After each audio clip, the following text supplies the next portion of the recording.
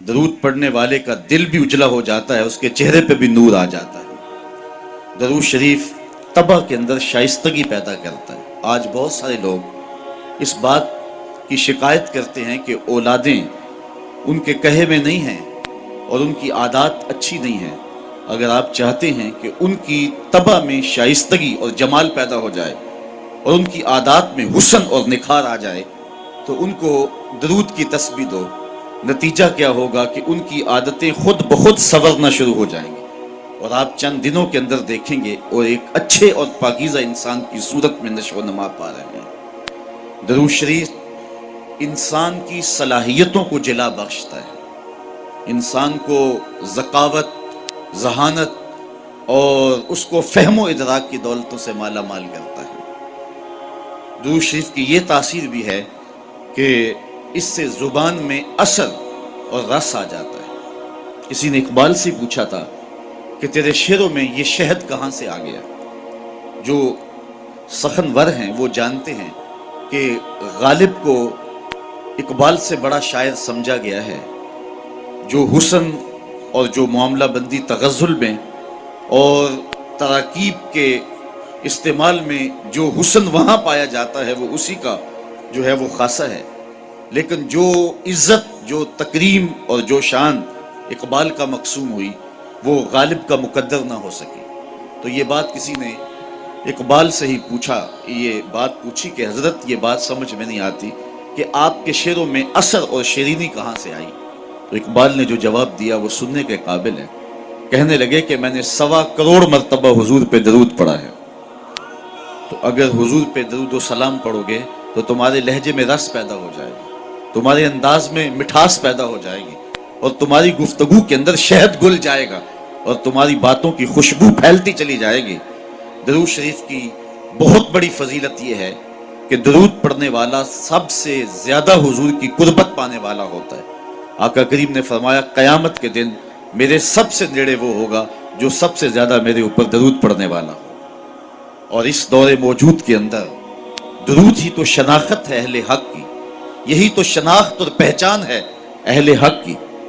امام سخاوی نے القول البدیع کے اندر لکھا کہ حضرت امام زین العابدین رضی اللہ تعالی عنہ سے کسی نے سوال کیا، حضرت جب کثرت سے ترک اور فرق ہو جائیں گے تو زمانے میں اہل حق کو پہچاننے کا راستہ کیا ہوگا؟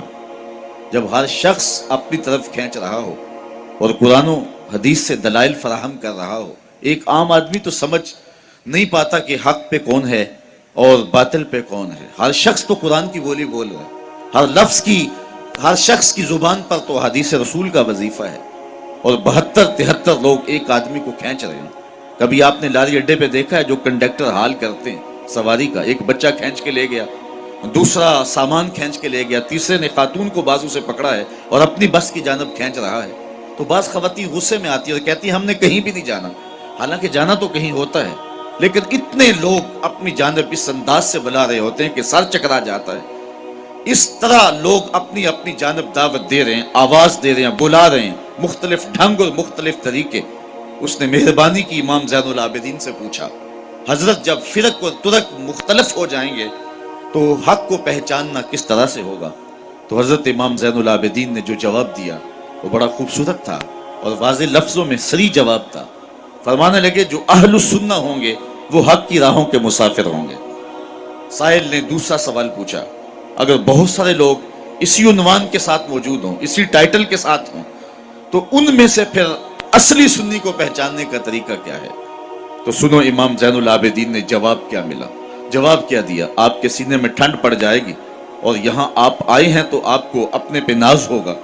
حضرت امام زین العابدین فرمانے لگے من علامات اہل سنہ کثرت الصلاۃ علی رسول اللہ صلی اللہ علیہ وسلم، اہل سنت کی علامتوں میں سے ایک نشانی یہ ہے کہ وہ کثرت کے ساتھ حضور پہ درود پڑھنے والے ہوں۔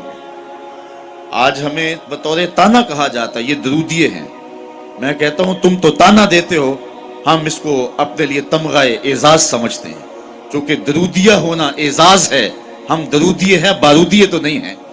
تو حضور علیہ السلام پر کثرت سے درود و سلام پڑھنا یہ حب رسول کو سینوں میں پیدا کرنے کا مؤثر ترین ذریعہ ہے۔ دوسری بات، اپنی نسل کو، اپنی اولاد کو، آنے والی نسل نو کو حضور علیہ السلام کے فضائل و مناقب اور حضور کی عظمتوں کے باب سکھاؤ، تاکہ ان کے سینوں کے اندر حضور علیہ السلام کا پیار پیدا ہو۔ اگر اولاد کو یہ کہا جائے کہ نبی دیوار کے پیچھے بھی نہیں جانتا، تو بتائیے کہ اولاد کے سینے میں نبی کا پیار پیدا ہوگا؟ اولاد آج نہیں تو کل سوال کرے گی کہ سائنس کا عروج اور بانکپن یہ ہے کہ وہ پہاڑوں کی تہوں کے اندر چھپے ہوئے سونے اور چاندی اور اس کی مقدار کو بھی دیکھ لیتے، زمین کی کوکھ کے اندر جو چھپا ہوا تیل ہے اور کوئلہ ہے، سائنس اسے بھی دیکھ رہی ہے۔ تو کیا سائنس یہ بانکپن اور یہ عروج رکھے کہ وہ پہاڑوں کی رگوں کے اندر سونے کے ذرات کتنے فیصد ہیں یہ بھی دیکھ لے، اور نبی دیوار کے پیچھے بھی نہ دیکھ پائے؟ تو آنے والی نسل کو کیا جواب دیا جائے گا؟ تو آنے والی نسل کو کہا جائے کہ ایسا نہیں ہے، اگر کسی نے یہ لکھا ہے تو اندھیرے میں بیٹھ کے لکھا ہے، بات دیوار کی نہیں ہے، اور نبی تو نبی رہا۔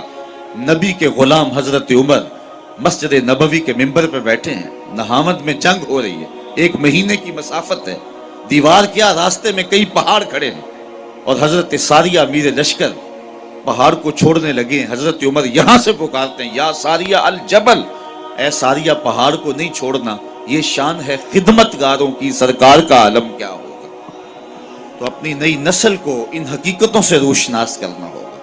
آج کے زمانے میں اگر آپ اپنی نسل کو یہ کہیں کہ نبی کسی چیز کا اختیار نہیں رکھتا، تو آج ہم سے نسل نو سوال کر سکتی ہے کہ انسان کے اختیارات تو کراں تا بکراں پھیل گئے ہیں۔ آج انسان نے زمین کی تنابیں تھام لی ہیں، سورج کی شعاؤں کو مسخر کر لیا ہے، پانیوں پہ قبضہ جم گیا ہے، ایٹم کا کلیجہ چیرا جا چکا ہے، چاند کی چھاتی روندی جا چکی ہے، اور مریخ کے سفر کی تیاریوں میں ہے انسان۔ انسان نے پوری دنیا کو گلوبل ولیج بنا لیا ہے۔ آج انسان کا بانکپن، اس کے تصرفات اور اس کی پہنچ دیکھنے والی ہے۔ یہ فراٹے بھرتی گاڑیاں اور یہ ہواؤں کے سینے کو چیرتے ہوئے طیارے، یہ انسان کے تصرف کی کہانی نہیں کہہ رہے؟ جب انسان کے اختیارات کی کہانی اس قدر پھیلتی چلی جا رہی ہے، تو کیا نبی اختیار ہی نہیں رکھتا ہے؟ تو نئی نسل کو بتانا پڑے گا کہ نہیں، اگر یہ کسی نے کہا تو یہ اہل اسلام کا عقیدہ نہیں ہے۔ نبی کے اختیار کی کہانی تو یہ ہے کہ نبی انگلی اٹھائے چاند کے ٹکڑے ہو جائیں، سورج پلٹ کے اثر کے وقت پہ آ جائے، وہ سڑیاں کھجوراں اگا جاندائے، وہ پتھراں نو کلمے پڑھا جاندائے، قطرے کو سمندر ذرے کو ستارہ کرتے ہیں، کونین کو خم آ جاتا ہے جب زلف سوارا کرتے۔ اپنی نسل نو کو بتانا پڑے گا کہ حضور کو جو اللہ نے اختیارات دیے ہیں، اور جو مناقب اور جو فضائل اور جو رفعتیں حضور کو نصیب ہوئی ہیں، وہ کسی اور کا مقسوم کبھی نہیں رہا، اور نہ کسی اور کو وہ مقام نصیب ہو سکتا ہے جو مصطفیٰ جان رحمت کو عطا فرما دیا گیا۔ آج جدید ٹیکنالوجی جو آپ کے کوبرا ہیلی کاپٹر کو بھی دستیاب ہے کہ آپ فائر داغ چکے ہیں، آپ میزائل داغ چکے ہیں، پھر آپ کا پروگرام بدل گیا تو آپ بٹن دباتے ہیں تو اس کا ہدف تبدیل کر سکتے ہیں، اس کا رخ موڑ سکتے ہیں، اس کو راستے میں توڑنا چاہے تو توڑ سکتے ہیں۔ کسی زمانے میں سنتے تھے کہ کمان سے نکلا ہوا تیر واپس نہیں آتا، آج نکلے ہوئے میزائل اور نکلی ہوئی گولیوں کے رخ موڑے جا رہے ہیں۔ آقا کریم علیہ الصلوۃ والسلام حضرت انسان کے اس اختیار کو جانتے تھے۔ حضرت عبداللہ ابن عباس سے روایت مروی ہے کہ ایک اعرابی کو دعوت اسلام پیش کی، اس نے کہا میں تو تب مانوں گا یہ کھجور کا لٹکتا ہوا خوشہ اگر آپ کی رسالت کی گواہی دے۔ تو حضور نے فرمایا کہ اگر یہ گواہی دے تو تم مان جاؤ گے؟ اس نے کہا انکار کی گنجائش نہیں رہے گی۔ تو آقا کریم علیہ السلام نے اشارہ کیا، وہ گچھا ٹوٹ کے حضور کے قدموں میں آ گیا، رسالت مصطفیٰ کی گواہی دی، اب انکار کی کوئی گنجائش نہیں تھی، اس کے لبوں پہ کلمہ جاری ہو گیا۔ اب وہ ٹوٹی ہوئی کھجوریں جو معجزے سے حضور نے جدا کی تھی، ان کو بانٹا بھی جا سکتا تھا۔ صحابہ ساری زندگی فخر کرتے کہ ہم نے معجزے سے توڑی ہوئی کھجوریں کھائی ہیں، اس صحابی کو مرحمت کر دی جاتی، ایمان کی خوشی میں بانٹ سکتے ہو۔ لیکن آقا جانتے تھے قرب قیامت میں میزائلوں کے رخ بدلے جائیں گے، کمانوں سے نکلے ہوئے تیر جو ہیں وہ واپس کیے جائیں گے، آقا کریم اس گچھے سے مخاطب ہو کے فرمانے لگے تجھے جس کام کے لیے بلایا وہ کام ہو گیا، اب واپس جا کے شاخ سے جڑ بھی جا۔ صرف توڑنا نہیں جانتے، جوڑنا بھی جانتے ہیں۔